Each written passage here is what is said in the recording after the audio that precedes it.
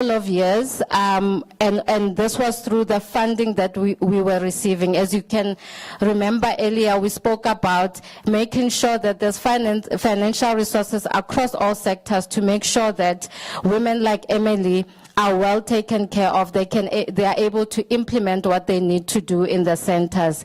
Through the interventions and the support, Emily was then compliant in terms of the ECD norms and standards. She received her the partial care certificate, and she is now receiving funding from government. However, Emily, being the woman that she is, a strong entrepreneur in her community, she grew her center from the 20 children to 110 children.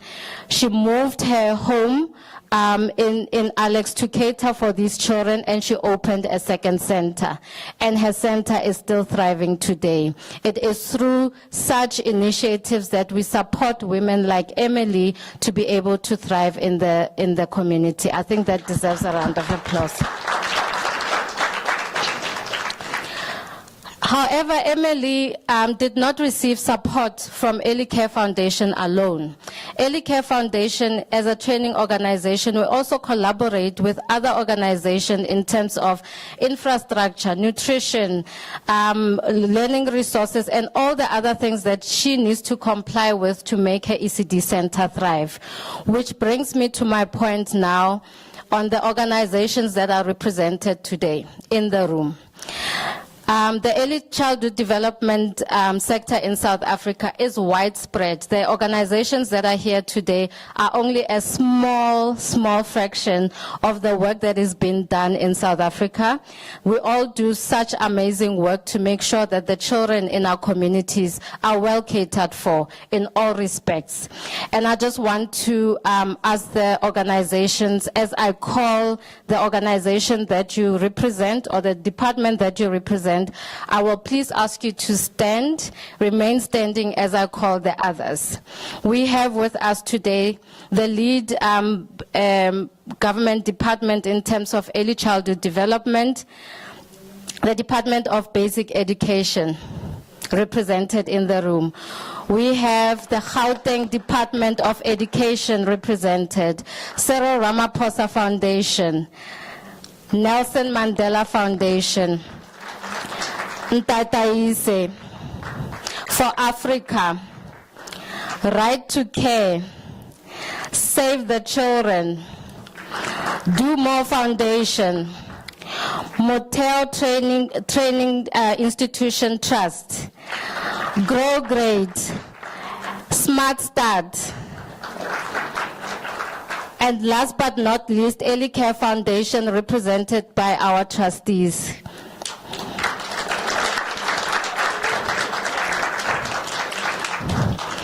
I want us to take a moment and acknowledge the great and phenomenal work that is done by all the organizations combined to push the agenda of early childhood development in South Africa and to make sure that the future of our children is secure. Please give them a round of applause. Thank you.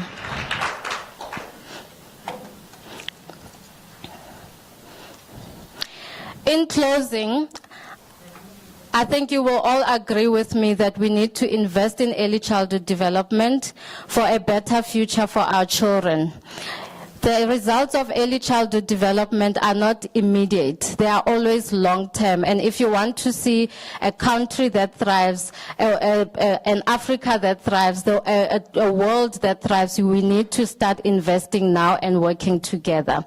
And through collaboration and availability of financial resources, we can achieve more to impact the lives of young children. Thank you.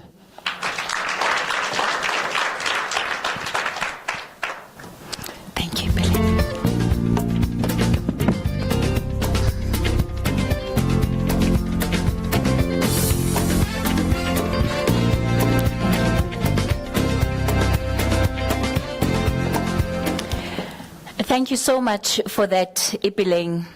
And also, I think, in many ways, recognizing the women who often become the unsung heroes of our communities and of our society. And as we talk about the importance of needing to invest in early childhood development, we mustn't forget that the world and the future that we are preparing these young lives for is not a world that we live in today. In fact, it is a world yet to be imagined.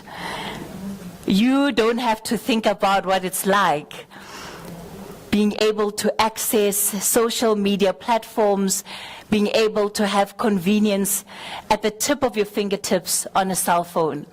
And so as we talk about the need for these interventions, we must also stress that it is important that this world that we're preparing these young minds for is one that, of course, is far ahead of any future that we might ever be able to be part of in our lifetimes.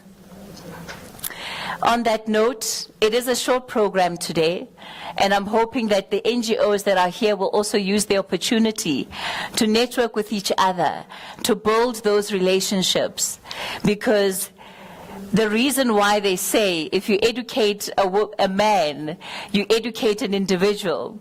But if you educate a woman, you educate a family, you educate a nation. It's because we're able to just do so much more.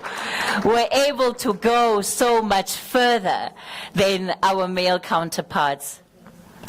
On that note, allow me to welcome onto stage to give the closing remarks, at least for the official part of today's program, Madame Mashatile, who is the spouse to the Deputy President of the Republic of South Africa. Let's give her a round of applause as she comes up, please.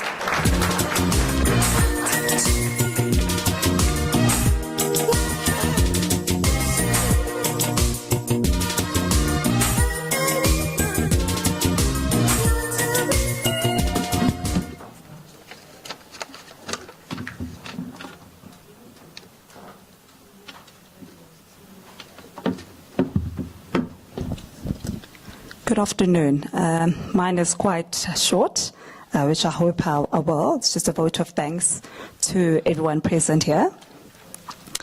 Our First Lady of the Republic of South Africa, Dr. Tsepo Motsepe, to all the spouses of the BRICS heads of states, governments in attendance, spouses of ambassadors, esteemed guests, good afternoon.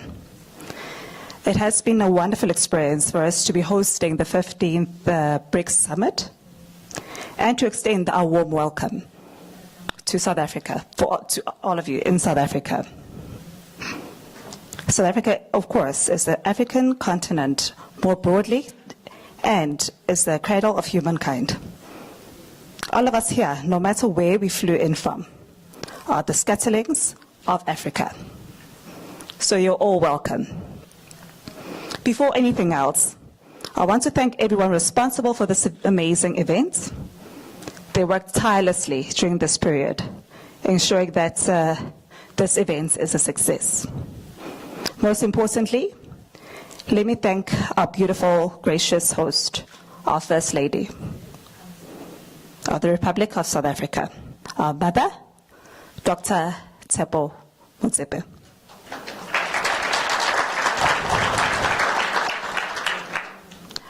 Marona, as we know her as, is a nurturer, a fierce protector.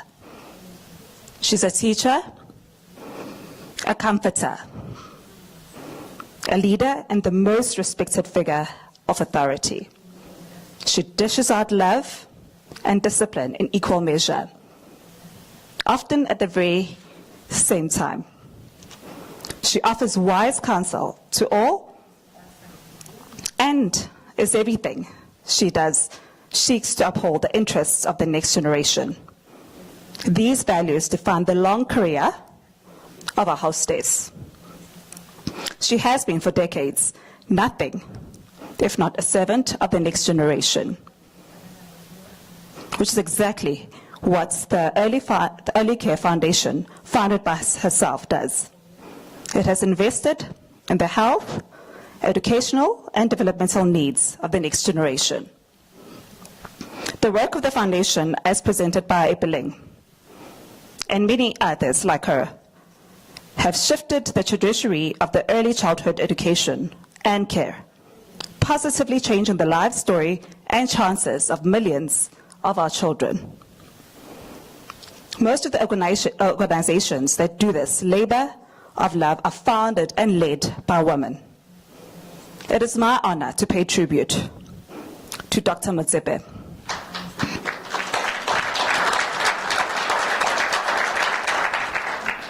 And to all women this month, as in South Africa it is Women's Month.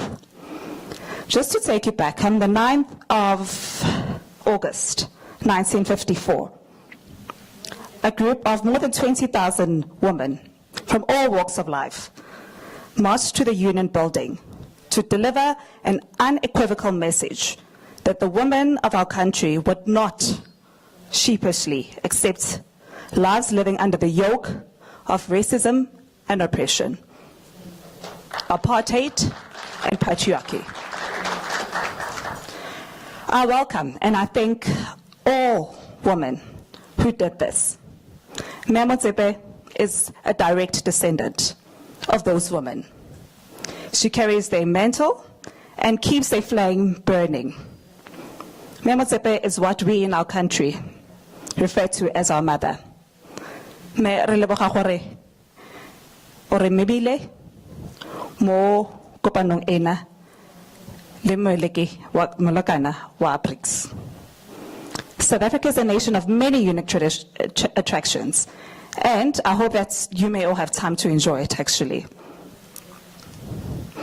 As we actually close off today, I just hope that you want to thank everyone, the program director, for handling this event, and all the women in this hall.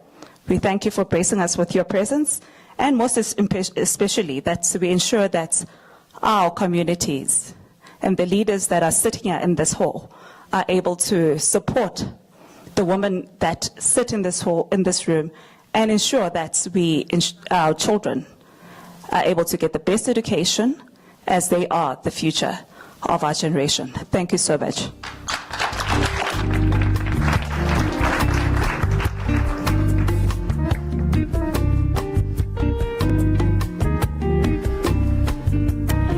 Thank you so much for that, Madame Mashadile.